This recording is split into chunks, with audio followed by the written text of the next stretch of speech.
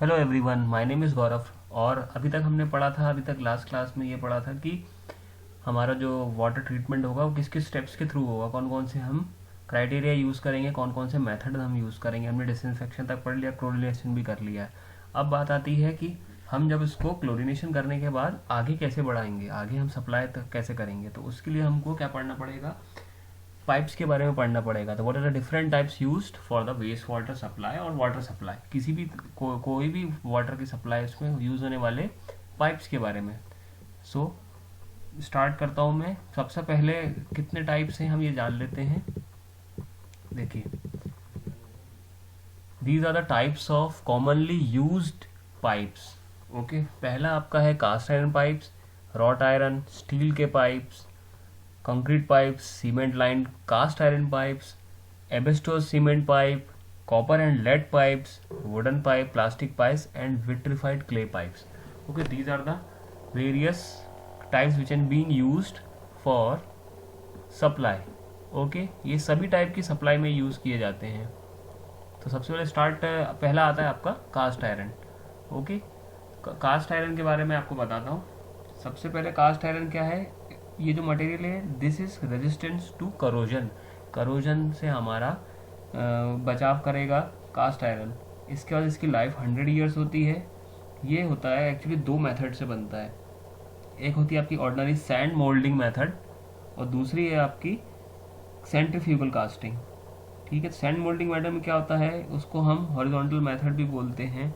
उसमें क्या होता है कि हॉरिजॉन्टल पोजीशन में हम उसको मोल्ड करते हैं। ठीक है, गरम गरम हम उसमें क्या करते हैं, पिघला के डालते हैं और उसको हॉरिजॉन्टल पोजीशन में हम उसको मोल्ड करते हैं। जब क्या होता है कि जब वर्टिकल पोजीशन में किया जाता है, ठीक है, जब हॉरिजॉन्टल कास्ट किया जाता है तो डेट इज कॉल्ड द मैक्वेन पाइप्स।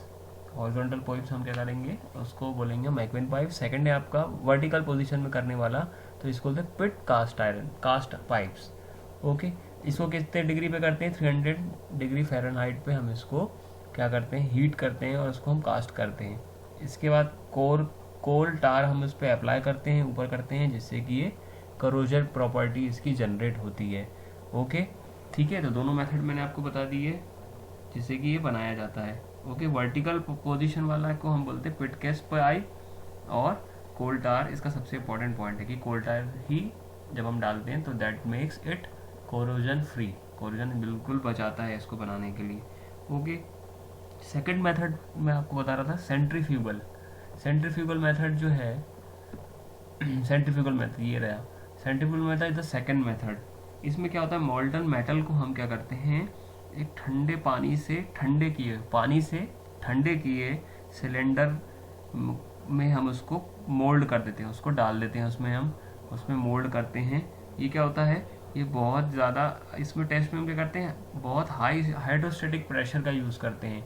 हम क्या करेंगे, गरम मोल्टन मोल्टन मतलब पिघला हुआ लावा, लावा किस चीज़ का, आपका कास्ट आयरन का, उसको हम क्या करते हैं, एक ठंडे वाटर से ठंडे किए गए सिलेंड्रिकल वेसल में डालते हैं अंडर हाई हाइड्रोस्टेटिक प्रेशर। उसको हम पाइप का शेप देते हैं और इस मेथड को हम बोलते हैं second method, that is centrifugal casting. Okay, तो कास्ट एंड पायरप बहुत ज़्यादा यूज़ होते हैं। ठीक है, इसकी 100 ईयर्स इनकी लाइफ होती है और ये करोजन के फ्री रहते हैं। तो ये हम क्या कर सकते हैं, सीवेज में सबसे ज़्यादा हम इसको यूज़ कर सकते हैं क्योंकि उसमें हमारे वेस्ट मटेरियल में गैसेस उत्पन्न होती हैं बहुत सारी, जो कि हमारे पाइप को करोजन कर सकती हैं। ओके, तो ये कास्ट एंड पाइप हमको वहाँ यूज़ करते हैं। सेकंड है आपका रॉट आयरन पाइप्स। हिंदी में इसको बोलते हैं ढलवा लोहा। रॉट आयरन के भी पाइप्स बनते हैं। ओके, रॉट आयरन पाइप्स क्या हैं, ये क्या है, हम प्लेट्स को रोल करते हैं टू ए प्रॉपर डायमीटर, एक डायमीटर के rolling the flat plates to the metal to the proper diameter and welded the edge. हम क्या करते हैं, एक प्लेट जैसे हम उसको बना लेते हैं, प्लेट को हम मोड़ते हैं, दोनों तरफ से मोड़ते हैं और उसको हम उसके कोने जोड़ देते हैं।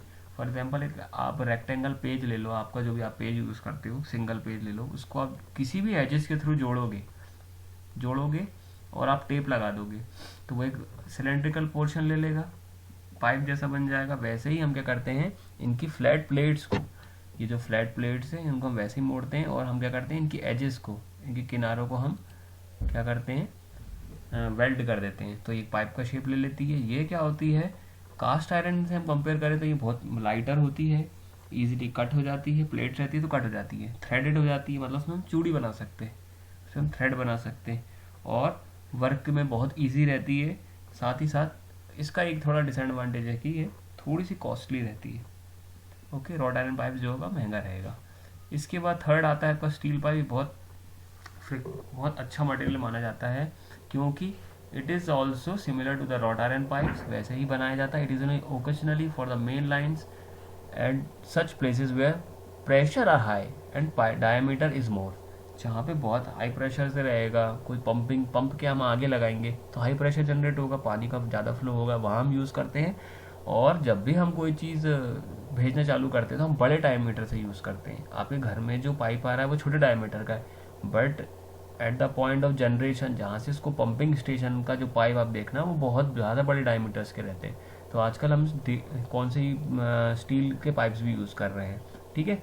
दीज आर मोर स्ट्रॉन्ग है, और ये क्या है, बहुत मजबूत है, साथ ही साथ ये हल्के फुल्के भी हैं, इनको इजीली ट्रांसपोर्ट किया जा सकता है, प्लेसिंग किया जा सकता है, बहुत भारी भारी बड़ी बड़ी क्रेन्स यूज़ नहीं करनी पड़ेगी हमको इनको प्लेस करने के लिए, मैन पावर यूज़ नहीं होगा।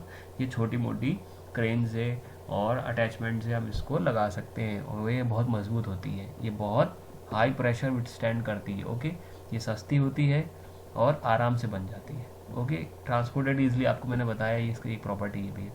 अब आता है आपका कंक्रीट पाइप्स। यदि आप भोपाल में रह रहे हैं तो आपने देखा होगा कि वाटर की सप्लाई जो की जा रही है होशंगाबाद से, वो कंक्रीट के पाइप्स के थ्रू ही की जा रही है। तो वहाँ पे क्या, कौन से टाइप का ये कंक्रीट पाइप्स यूज़ किया गया है, तो इसमें क्या है, ये दो टाइप से बनाए जा सकते हैं। या तो आप साइड पे बना लोगे, that is called cast in side, और आप प्री कास्ट भी कर सकते हो, मतलब आप फैक्ट्री से ही बने बनाए ला के आप उसको जोड़ सकते हो, ठीक है।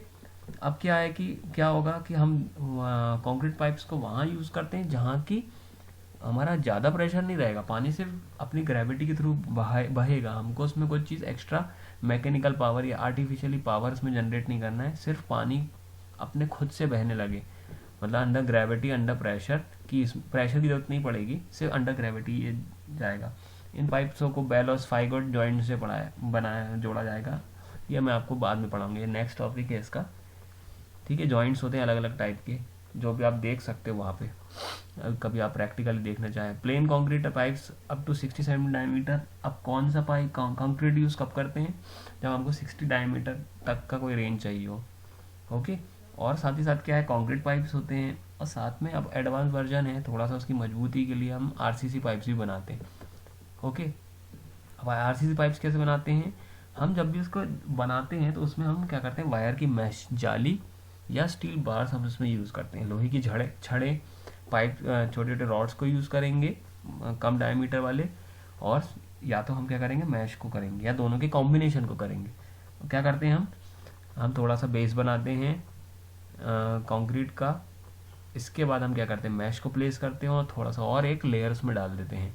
ओके, इसको टैंपिंग और क्यूरिंग करा जाता है। टैंपिंग करा हमने सबसे पहले, और उसको हम फिर क्या करेंगे, क्यूरिंग के लिए रखेंगे एक। ओके, अब ये क्या है, किस मेथड से बनाता है, जो दो मेथड बताई थी मैंने, वो दो मेथड में से सेंट्रीफ्यूगल मेथड के द्वारा ये बनाई जाती है।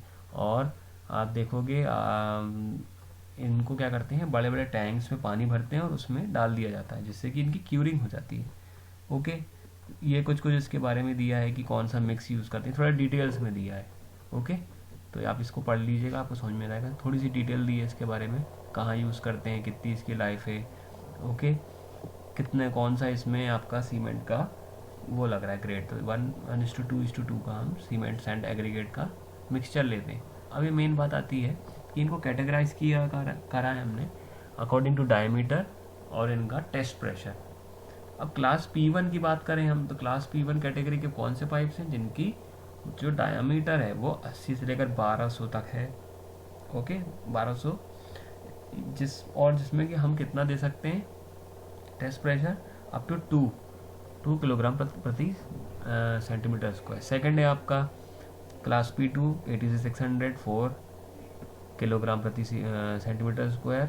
और 3 है आपका 80 से 400, जो कि सबसे ज़्यादा यूज़ टेस्ट प्रेशर पे काम करेगा, that is 6 kilogram per centimetre square. आप देखेंगे कि जैसे जैसे हम, आपने प्रैक्टिकली भी चीज़ देखा होगा कि जैसे कोई ज़्यादा डायमीटर का पाइप रहेगा तो वो उसके ऊपर जैसे ही कोई ज़्यादा हैवी लोड आएगा तो वो जल्दी क्रैक हो सकता है, ज़्यादा कमज़ोर होता है। बट आप देखेंगे कि जो कम डायमीटर वाला पाइप रहेगा वो ज़्यादा से ज़्यादा आपका क्या करेगा, प्रेशर को झेलेगा। आप देखिए ना कि 80 से लेकर 1200 तक का जो है वो सिर्फ 2 किलोग्राम तक का ही टेस्ट प्रेशर लेगा।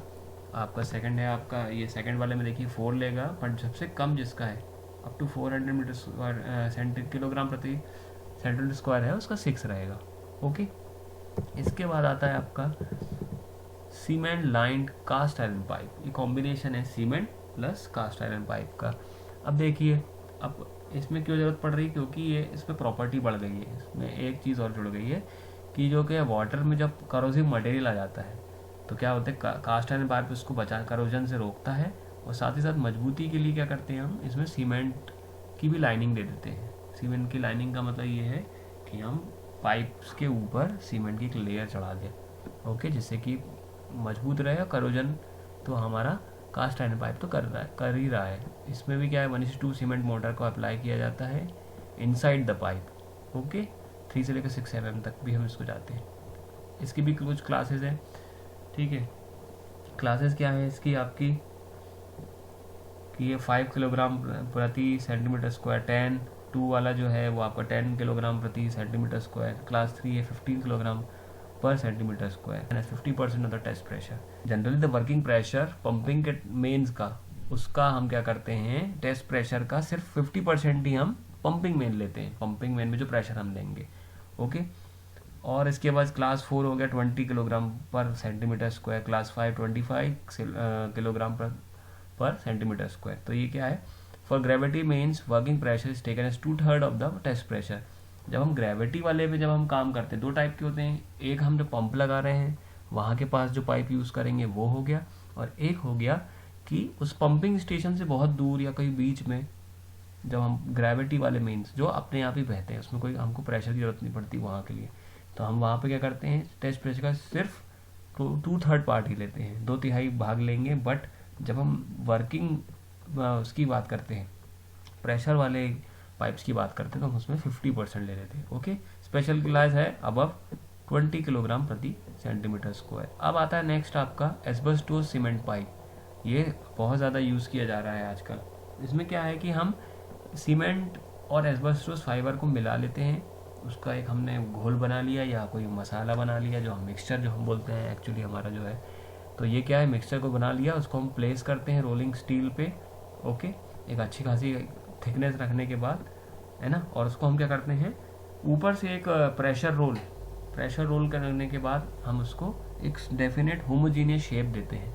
फॉर एग्जांपल आपने मिक्सचर को लिया, एक जगह डाला, एक रोल चल रहा है, उसके ऊपर हम धीरे से प्लेस किया है, उसको थोड़ा सा समय छोड़ने के बाद हम उसको क्या करते हैं, ऊपर उसके एक रोल घुमाते हैं, जिससे कि वो यूनिफॉर्मिटी आ जाए एक डेफिनेट प्रेशर के हिसाब से उसको हम दबाते हैं तो वो एक यूनिफॉर्मिटी आ जाएगी, पूरे में फैल जाएगा, मटेरियल फैल जाएगा, एक गोलाई आ जाएगी, उस टाइप से बनता है। ये बहुत ही ज़्यादा पॉपुलर है, मैंने आपको बताया था।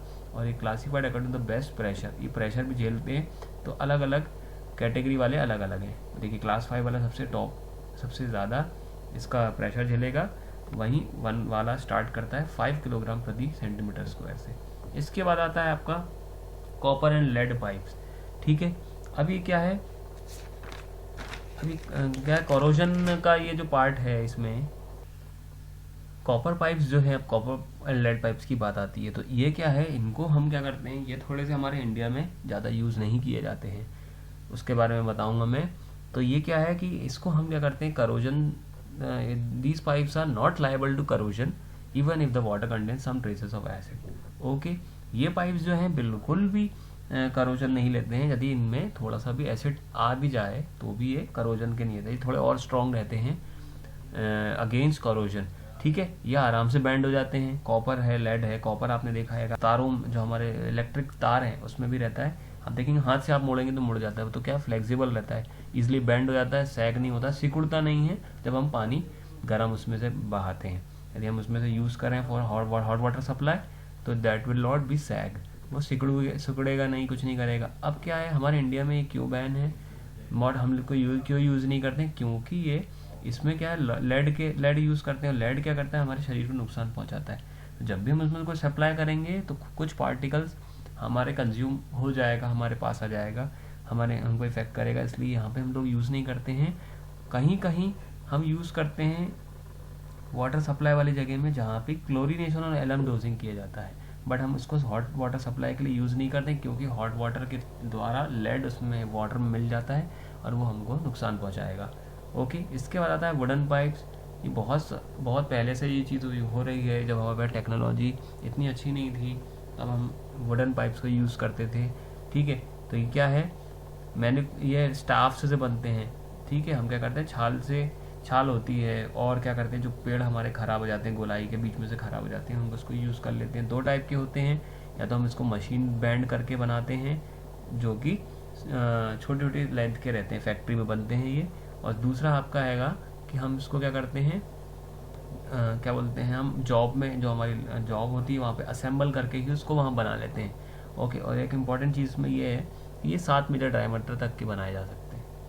Okay, these staffs are manufacture from the selected pine. अब स्टाफ्स कहाँ के रहते हैं, किस पेड़ के, पाइन, ताड़ का पेड़ होता है, फिर fir, redwood and cress cypress, free from the loose knots and other defects. वो वाले जिसमें ये सब डिफेक्ट्स ना हो, कोई ख़राब ना हो, है ना, इस वाला हम क्या करते हैं, इसमें से इसको यूज़ करते हैं। These pipes are manufacture up to 7 metre diameter. ये बहुत बड़े एरिया के लिए भी यूज़ किए जाते हैं। ओके, इसके बाद आता है जो हमारे घरों में आज हम देख रहे हैं, that is called the plastic pipes. Okay, क्यों होता है प्लास्टिक पाइप सबसे ज़्यादा यूज़ कर रहे हैं अब हम, क्योंकि ये हर चीज़ को ओवरकम कर रहा है। जितने भी ड्रॉबैक्स दूसरे पाइप्स में थे, इसमें ये चीज़ कम हो गया है। देखिए आप, इसमें कोरोजन रेजिस्टेंट है, बहुत हल्का है, सस्ता भी है। ठीक है, इसके मेरिट्स ज़्यादा है। ओके, अब क्या है कि इसमें भी कैटेगरी है कि हम एक जैसा ही यूज़ नहीं करते, अलग अलग टाइप की यूज़ करते हैं। अब देखिए LDPE, low density polyethylene pipes, है ना। LDPE वाले जो पाइप्स होते हैं वो कम डेंसिटी के रहेंगे, छोटे काम के लिए रहेंगे। देखिए उसका सबसे पहले क्या दिया, 63 mm डायमीटर के पाइप होते हैं। ओके, इसको हम क्या करते हैं, installation for the internal water supply system. आपके घरों के अंदर जो पाइप की पूरी सिस्टम बना हुआ है वहाँ पे यूज़ करता है। हाई डेंसिटी पॉलीइथाइलिन पाइप्स, ये है HDPE, इसका शॉर्ट फॉर्म होता है HDPE, highly density polyethylene pipes. ठीक है, ये क्या LDPE पाइप से ही ज़्यादा मजबूत रहेंगे, 1600 mm डायमीटर तक के बनाए जाते हैं। ओके, और इसको हम क्या करते हैं, हाई प्रेशर में यूज़ कर सकते हैं, क्योंकि इनके डायमीटर ज़्यादा अच्छे रहते हैं, ज़्यादा सप्लाई हम कर सकते हैं, जिसमें ज़्यादा आपको डिस्चार्ज वगैरह देना। नेक्स्ट है आपका विट्रीफाइड क्ले पाइप्स। ये कुछ समय पहले तक तो बहुत दिखे थे, अब ड्यू टू प्लास्टिक पाइप से बहुत कम हो गए हैं। बहुत कॉमनली इसको यूज़ किया जाता था। इसके लिए इसको हम यूज़ करते थे सीवेज और ड्रेन वाटर के लिए।